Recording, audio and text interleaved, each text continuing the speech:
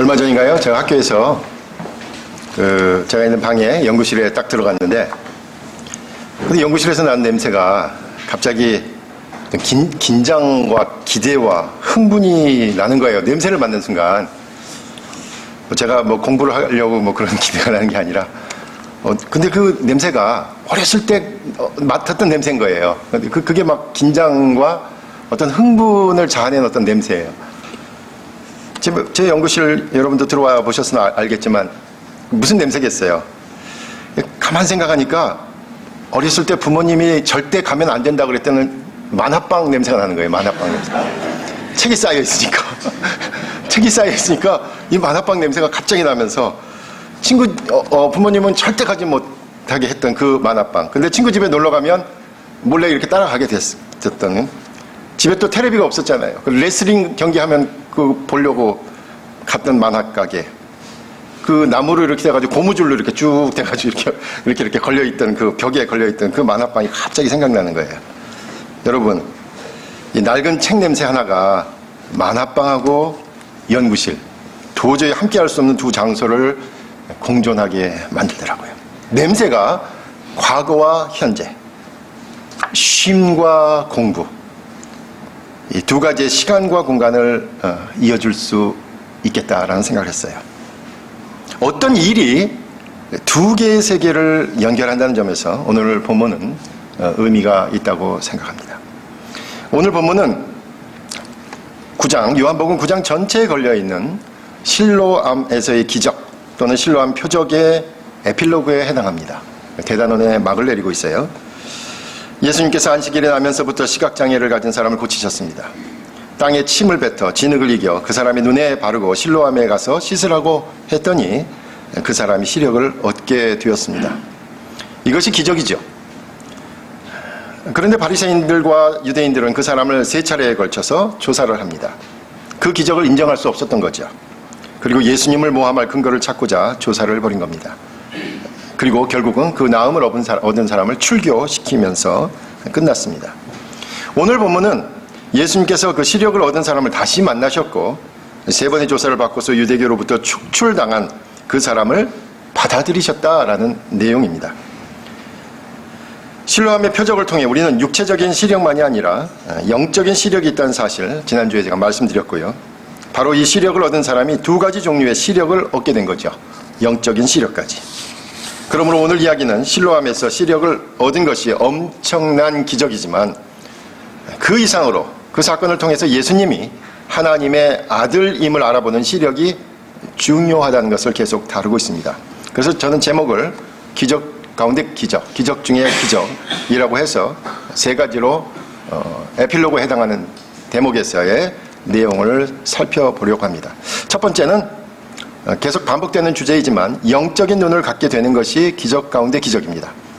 눈이 좋아지고 눈이 밝아지고 눈으로 보게 되는 것은 분명히 기적입니다.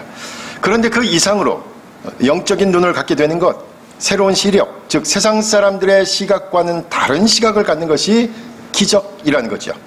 오늘 본문의 마지막 부분에 해당하는 39절에서 41절의 상황이 그 내용을 다루고 있습니다. 예수님께서 자신이 지금 심판하러 오셨는데 보지 못하는 자는 보게 하고 보는 자는 보지 못하게 하려 한다고 그 심판의 내용을 말씀하셨어요. 즉 일상적으로 못 보는 자는 보게 하고 보는 자는 못 보게 한다는 것입니다. 지금 우리의 상황을 완전히 전복시키겠다라는 말씀이죠. 여기서의 시력은 엄밀한 의미에서 영적인 시력을 의미합니다. 바리새인들이 이 말을 듣고 질문합니다. 우리가 맹인인가? 그러자 예수님께서는 대답을 하셨죠. 너희가 맹인이 되었더라면 죄가 없으려니와 본다고 하니 너희 죄가 그대로 있느니라 라고 강력하게 경고하셨어요. 실제로 실로암에서의 표적은 바로 영적인 눈을 뜨라는 의미를 가진 기적이었던 거죠. 나면서부터 앞을 못 본 사람을 고치신 일은 바로 영적인 눈이 먼 유대인들을 향한 경고의 메시지였던 거예요. 실제로 못 보는 사람들은 이 실로암에 있었던 사람이 아니라 유대인들이었다라는 거죠. 오히려 유대인들이 스스로 율법을 받은 하나님의 백성이라는 자부심을 갖고 살고 있지만 오히려 그 자부심으로 인해서 자신들의 눈은 멀었다는 겁니다. 그러므로 그들의 자부심은 자만심이 되었고 그들의 눈을 멀게 하였던 겁니다. 영적으로 보는 것 중요하죠. 그리고 그게 바로 좋은 겁니다. 근데 더 문제는 뭐예요? 오늘 본문에서는 못 보면서 본다고 하는 것이 더 심각한 문제예요. 못 보면서 본다고 하는 것. 오히려 어쩌면 못 보는 게 더 나을 수도 있다라고 얘기를 하셨어요. 로마서 4장 15절에서는 유대인들을 향해서 이렇게까지 말씀하셨어요. 율법은 진노를 이루게 하나니 율법이 없는 곳에는 범법도 없느니라. 오히려 이방인들이 더 낫다는 거야. 율법을 모르는 것이요. 그런 의미로도 말씀하셨어요. 아예 율법을 모르는 것이 더 나을 수 있다고 말씀하셨으니까 못 보면서 본다고 하면 더 큰 문제라는 겁니다. 신앙에 대한 문제도 그와 같다고 할 수 있습니다. 알 수 없는 것은 알 수 없는 것으로 인정해야 합니다. 모르는 것은 모른다고 해야 합니다. 우리가 이해하는 것만을 인정하겠다고 하면 그 순간 우리의 신앙은 논리적이고 합리적이고 이성적인 영역에만 갇혀버릴 겁니다. 그런데 우리를 둘러싼 세상이, 그리고 저와 여러분이 신앙생활을 하는 이 세상이 그렇게 단순한 구조로 되어 있지 않다는 것, 그리고 분명히 하나님 나라의 원리가 있다는 것, 그리고 그 하나님 나라가 주님과 함께 이미 시작되었다는 것을 인정하는 것이 중요합니다. 그리고 저와 여러분은 그 하나님 나라의 원리가 우리의 가정과 우리의 교회와 우리가 생활하는 사회에서 구현되기를 간절히 바라는 것이죠. 또한 오늘 본문에서 보는 것은 사실 믿음이라는 의미로도 읽을 수 있습니다. 못 보면서 본다고 하는 것이 문제가 되듯이 믿지도 않으면서 믿는다고 하는 것 더 큰 문제됩니다.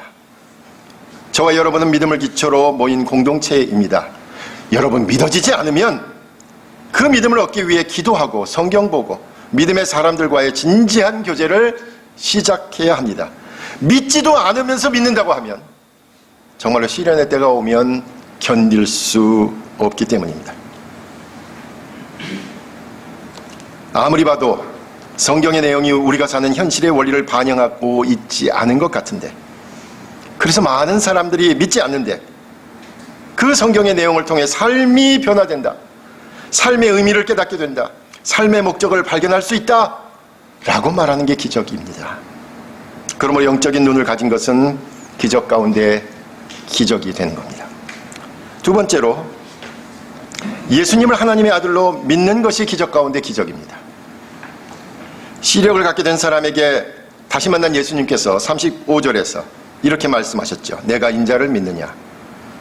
여러분, 인자라는 말은 사람의 아들이란 뜻이지만 우리 이문열 씨가 제목으로 소설을 쓰신 것도 있습니다만은, 그러나 인자라는 말이 여러 각도에서 쓰였어요. 단순히 사람의 아들이라는 보통 명사로 바꾸기에는 어려운 것이다. 특별히 오늘 본문에서는 여러 신학자들이 그렇게 판단합니다. 여러분, 그 성경에 보면 다른 사본에는 하나님의 아들 이렇게 나왔다라고 되어 있어요. 본문에서도 인자라는 말은 그래서 하나님의 사람, 하나님의 보내심을 받은 사람, 즉 하나님의 아들로 읽어야 한다는 거죠. 그 사람이 말합니다. 주여, 그가 누구시오니까 내가 믿고자 하나이다 라고 말합니다. 그 사람의 간절함에 예수님께서 대답하셨습니다. 이미 유대교로부터 배척당해서 삶의 기반이 흔들리고 아무도 받아주지 않는 바로 그 사람에게 주님께서 말씀하셨습니다. 시력을 얻음으로 인해 오히려 박해를 받게 된 그 사람을 예수님께서는 받아주신 겁니다. 그의 영적인 눈으로 인해 모든 것을 잃은 바로 그 사람을 예수님께서 직접 만나주신 겁니다. 37절에서 이렇게 말씀하시죠. 내가 그를 보았거니와 지금 너와 말하는 자가 그이니라. 지금 바로 그 인자를 보았다고 말하는 겁니다. 그 사람은 내가 믿나이다 라고 말하면서 절을 하였습니다.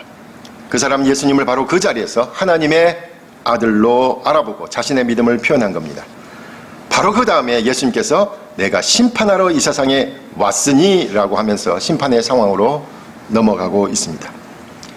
우리가 심판 그러면 대개는 미래의 상황을 생각하지요. 그것이 뭐 전천년설이건 후천년설이건 아직 이루어지지 않은 곧 임박한 또는 장차 이루어질 사건으로 생각합니다.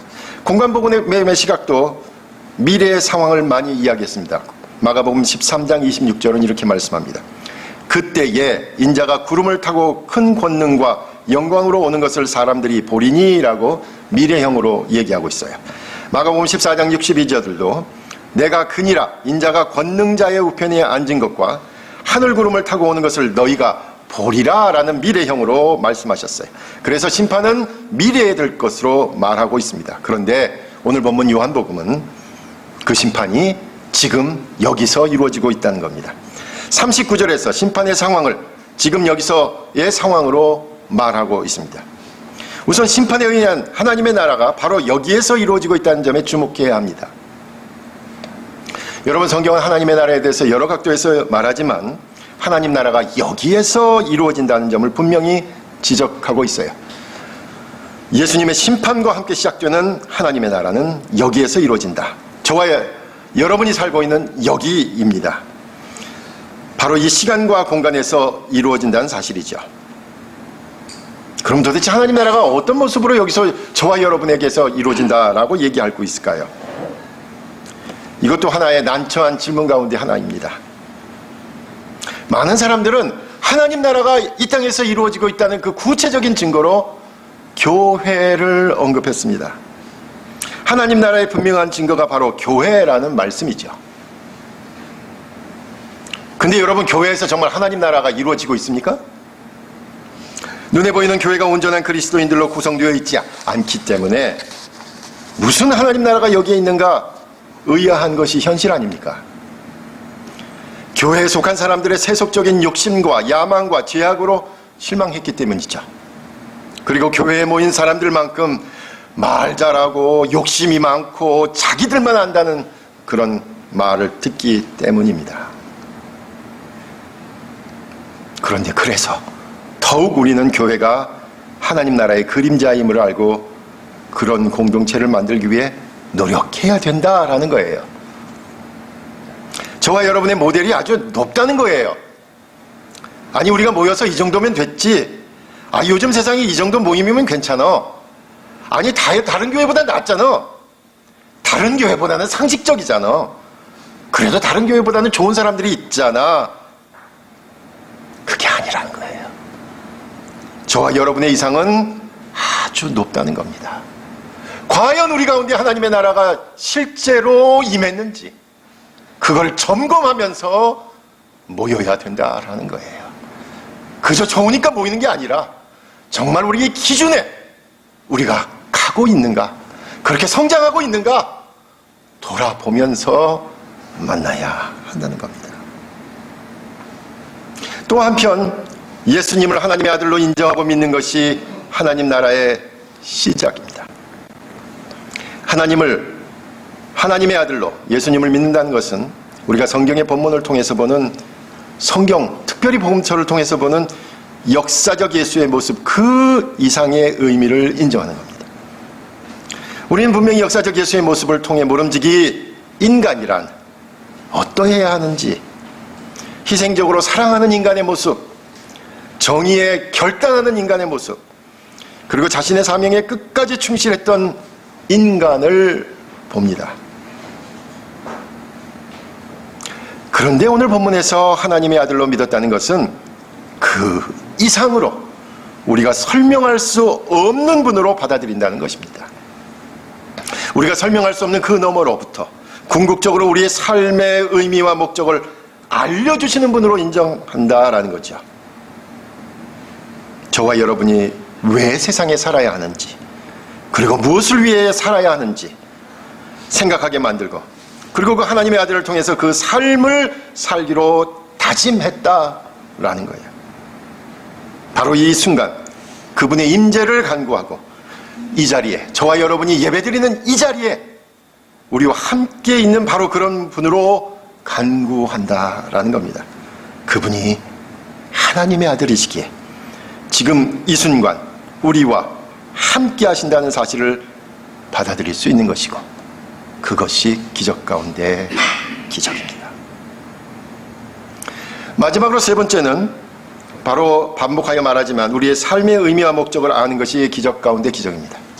오늘 본문은 이미 말씀드린 것처럼 9장 전체의 에필로그에 해당합니다. 그러므로 9장이 어떻게 시작되었는지 다시 한번 돌아가서 복기할 필요가 있습니다. 9장은 어떻게 시작했습니까? 예수님과 제자들은 예루살렘 성문 근처를 지나다가 나면서부터 시각장애를 앓고 있는 사람을 만나지요. 그러자 제자들이 질문을 합니다. 제자들이 뭐라고 질문합니까? 이 사람이 맹인으로 난 것이 누구의 죄로 인함이니까? 자기니까? 그의 부모니까? 제자들은 이 어려움과 고난과 질병을 앓고 있는 사람의 문제를 그 과거의 죄악의 결과로 해석하려고 하였습니다. 그리고 뭔가 원인이 있으니까 결과로 나타났다 이거죠. 그래야 합리적이고 논리적이라고 생각한 거죠. 그런데 예수님께서 말씀하신 것은 3절에서 이 사람이나 그 부모의 죄로 인한 것이 아니라 그에게서 하나님이 하시는 일을 나타내고자 하심이다라는 대답이었습니다. 제가 그 본문을 다룰 때 이해할 수 없는 고난을 어떻게 받아들일 것인가 라는 대답으로 구약에는 잠언의 이해 방법이나 욥기의 이해 방법이나 전도서의 이해 방법이 있다라고 말씀드린 것을 기억합니다. 결론적으로 누구의 잘못도 아니라는 대답이었습니다. 우리가 삶의 순간순간 마주할 수밖에 없는 여러 형태의 이해할 수 없는 고난에 대해서 도대체 무슨 말을 할 수 있을까요? 제자들처럼 묻겠죠. 그것을 과거의 잘못으로만 보지 말고 지금 우리와 함께 일하시는 하나님의 섭리의 과정으로 받아들이자는 것이 오늘 본문에서 말씀입니다. 우리가 마주하는 도저히 이해할 수 없고 도저히 받아들일 수 없는 그 아픔과 삶의 무게를 하나님께서 일을 하시는 과정으로 받아들여야 한다라는 것이 오늘의 결론입니다. 그러면서 오늘 본문은 제자들이 처음 제기한 문제에 대한 실제적인 대답을 보여주고 있는 겁니다. 지금 이 순간 하나님께서 일하신다는 것을 인정하는 거죠. 이것은 단순히 그 시각장애인이 자신이 장애를 극복하여 치료를 받았다는 사실만으로 끝나는 게 아니에요. 자신의 고난의 내용이었던 질병이 나음을 얻었다는 것으로 끝나는 것이 아니라 그 이후에 이 사람이 어떻게 됐을 것을 한번 생각해 보세요. 눈이 나쁘서 그냥 유대인처럼 살 수도 있었을 거예요. 예수님의 사역을 이해 못했을 수도 있고요. 많은 유대인들처럼 저 예수는 마땅히 죽어야 된다라는 데 동조할 수도 있었을 거예요. 그런데 도저히 받아들일 수 없는 자신의 육체적 한계를 극복하는 그 순간에 이 사람은 궁극적으로 하나님께서 자신을 통해 일하신다는 것을 깨달은 겁니다. 그리고 그 하나님께서 자신을 통해 일하고 계시는 것을 인정한 겁니다. 병이 나서가 아닙니다. 보게 되어서가 아닙니다. 정상인이 되어서가 아닙니다. 그 너머로 하나님께서 하시고자 하는 일이 있다는 사실을 받아들인 겁니다.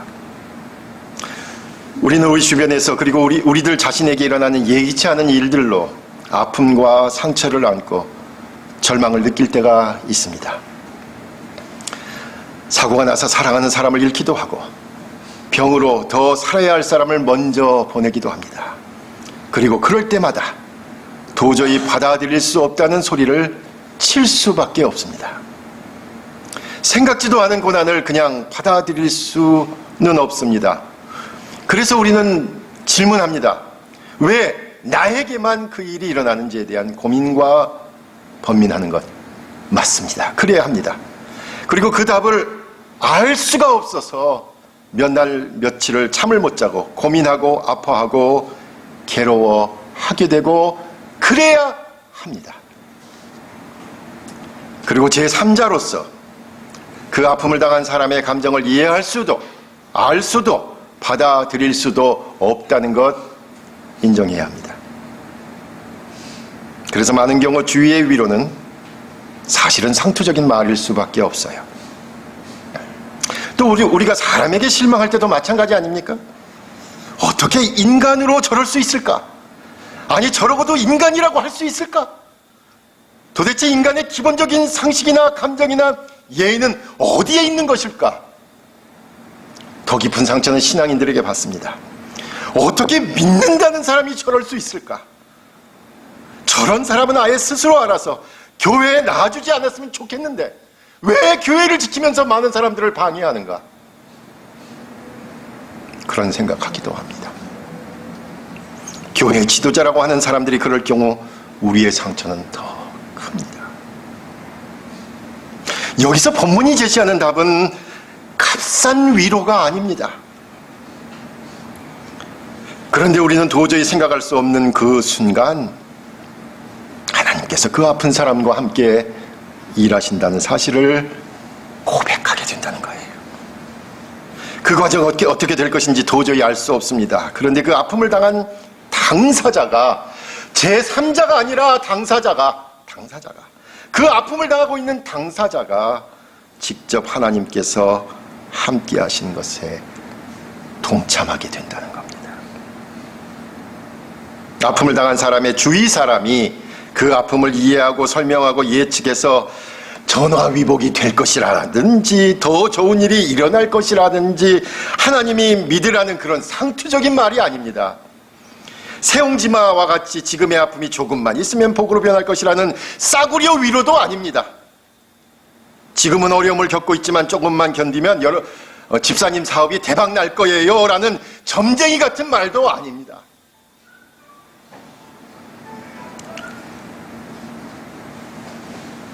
상급 비밀 누설하는 그런 어처구니 없는 경우에 없는 소리 그만 하라는 겁니다. 맞는 말이죠. 하나님께서 위로하실 거고 하나님께서 복을 주시겠죠. 맞는 말이죠. 그렇지만 그렇게 누설하지는 말라는 거예요. 경우 없이 천박하고 교양 없고 대책 없는 그 말이 아니라 그들의 아픔에 함께 하라는 거예요. 여러분이 하나님이 다 된 것처럼 이런저런 위로하려고 담 내리려고 하지 말고 아픈 사람과 함께 하라는 거예요. 지금 아파하는 바로 그 당사자가 상처받고 아파하고 절망하는 그 감정이나 그 상황이나 그 생각을 넘어서서 하나님께서 지금 일하신다는 사실을 고백하는 순간이 있을 것이라는 겁니다. 내가 지금 도저히 받아들일 수 없지만 그래서 너무 지쳤고 너무 아프고 너무 힘들지만 궁극적으로 하나님께서 긍휼하심과 의로움을 세우실 것이라는 사실을 고백하게 되는 겁니다. 로마서 11장 28절에서 36절은 얘기합니다. 궁극적으로 하나님께서 우리의 입을 통해 긍휼하심과 의로움을 완수하실 것을 고백하고 결국 감사하게 된다는 겁니다. 여러분, 이 아픈 사람을 보고 질문을 누가 했습니까? 이 사람의 아픔은 누구의 죄로 인함입니까? 제자들이 질문하지 않았습니까? 그러므로 오늘 본문의 대답은 제자들에게 하고 있는 겁니다. 위로의 말을 찾지 못해서 전전긍긍하는 그 삼자들을 향해서 결론 함부로 내리지 말고 끝까지 믿음을 가지고 지켜봐라. 그 아픈 사람을 하나님께서 만지실 것이다 라고 제자들에게 얘기하고 있는 거예요. 예수님께서 제자들에게. 그 아픈 사람에게 답을 내리고 있는 게 아니라 어줍잖은 위로를 하고 있는 게 아니라 그 싸구려 신학을 하고 있는 제자들에게 좀 지켜봐라. 끝까지 지켜봐라 라고 말씀하고 계신 겁니다.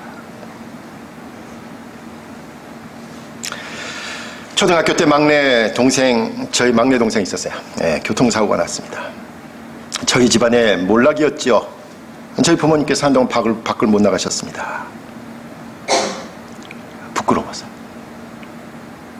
지금도 차를 타고 장거리 여행을 하면 제가 50대 중반인데도 몇 번 전화를 하셔요. 트라우마가 있으신 거죠. 그런데 그 일로 인해서 저희 가정이 신앙의 길로 들어섰습니다. 우리 주변에 일어나는 일이 아무 성과가 없어 보입니다. 교회개혁, 사회개혁, 평화, 번영 전전긍긍하고 있지만 지지부진합니다. 단순히 다짐이나 종말론적인 우격다짐이 아니라 실제로 변하고 있음을 고백해야 합니다. 헤겔의 말처럼 그 시간은 저와 여러분이 말하는 사이에 오고 있기 때문입니다. 제가 지난 시간에 화분에 물을 주면서 이 집안일이 났다가 밖에 나왔다 하니까 나무들이 정신 못 차려가지고 죽은 것 같다 그랬죠. 그래서 제가 여러분에게 도전적인 질문을 드렸어요. 저나 여러분이 열매는 고사하고 언제 잎이라도 무성했는지, 제가 그렇게 한번 도전을 주고 가면 제가 너무 심한 얘기 하지 않았나 자책이 돼요. 예. 그리고 여러분에게 그랬죠. 우리는 살아있기나 한지 물어보십시오 라고 얘기를 했어요. 예. 근데 대추나무 살아났습니다. 그 가시나무 끝에 연두색이 보이는 거예요. 늦게 나온 거 미안하다는 식으로 연두색이 비치는 거예요. 그때 그래서 제가 다시 한번 여러분에게 말씀드립니다. 살아있기만 하십시오. 살아계셔야 합니다. 오늘 신뢰함의 이야기를 마무리합니다. 단순히 육체적인 상황이 변한 것 그 너머로 영적인 눈을 가진 것이 기적입니다. 그래서 예수님을 인간, 역사적 예수 그 너머로 하나님의 아들로 지금 이 순간에 우리와 함께 하시는 분으로 받아들인 것 기적입니다. 그리고 마지막으로 우리가 아파하고 괴로워하고 힘들어할 때 우리와 함께 하시는 하나님을 고백하는 것 기적 중에 기적입니다. 이 기적에 참여해서 실로암의 바로 그 사람처럼 새로운 삶의 자리로 나가시는 우리 모두가 되시기를 간절히 부탁드립니다. 기도하겠습니다.